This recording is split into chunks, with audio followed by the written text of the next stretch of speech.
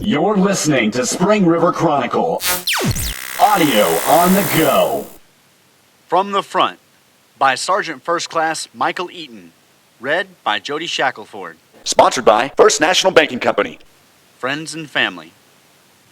In this life, you are born into some sort of family. However large or small that may be, you grow up and meet people, you go off and start a family of your own, and then watch as the cycle happens again around you until you pass on to the other side, based on whatever faith you may practice or believe in. Those markers may seem so simple to identify and notch on your timeline of life, but it is the details in between that really define us as a people and constitute our humanity. In a normal life, we grow up and make friends in addition to our families. But what is the real separation of the two? How and where do you define those lines of delineation? What criteria do you use and how firm are they? In the life of a soldier, however, we do not live normal lives. So what we consider friends versus family quickly gets blurred and sometimes completely rewritten altogether. When people share certain experiences and trials in life, they are forever changed and forever linked by those specific events. The terms brother and sister take on a totally new definition, different connotations, as they encompass people outside of my bloodlines, but nonetheless as close, or some even closer than. I have served 16 plus long and hard years in the United States Army. I have seen 5 different combat theaters and spent time with a diverse group of people. I have brothers according to the normal measure, other sons born from my mother and father. I also have other brothers and sisters by the military extended definition. I have seen the worst this world has to offer in war and combat, up close and personal with our enemies in Iraq and Afghanistan, and seen the best and most our men and women of the armed forces have to offer up and sacrifice for our precious red, white, and blue. I've made family where there was none. I have formed bonds, forged under fire and written in blood, which mean more to me than almost any ties I came from back home there in Arkansas.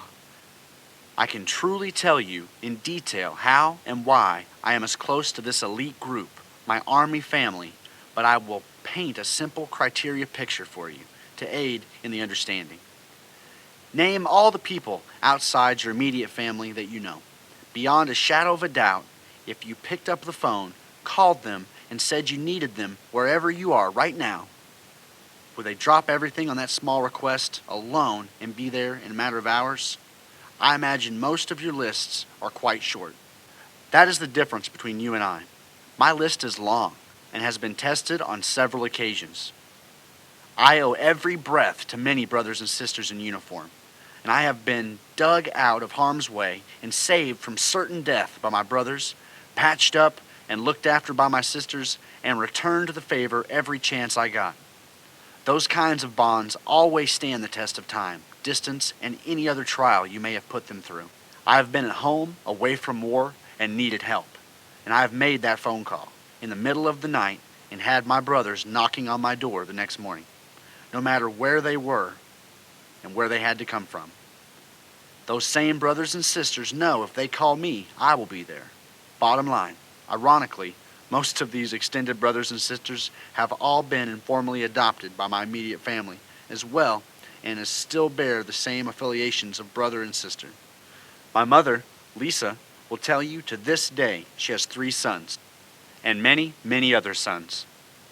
Ask her sometime about Scotty, Johnny, Stephanie, and the list goes on and on. In the Army, we have a special section of the Soldier's Creed that states, "I will never leave a fallen comrade." That is not only applied to the battlefield, it's equally applied to being at home and even out of combat. And it is sworn and held together throughout a soldier's life, even after he or she has hung up those uniforms. I am truly a wealthy man, not in money or assets, but in love. The love of a huge and abundant family of brothers, sisters, aunts, uncles, cousins, my wife and children, mother and father, but also all those who I have the honor of calling my Army family. This is just another facet of life that a soldier leads. We may grow up alone in some cases, but as soldiers, we are never alone ever again. So the next time you find yourself in a jam and wondering who to call and what excuses they may have to not come and help you out, ask a soldier. They will always be there. Until next time, this is Sergeant First Class Michael Eaton.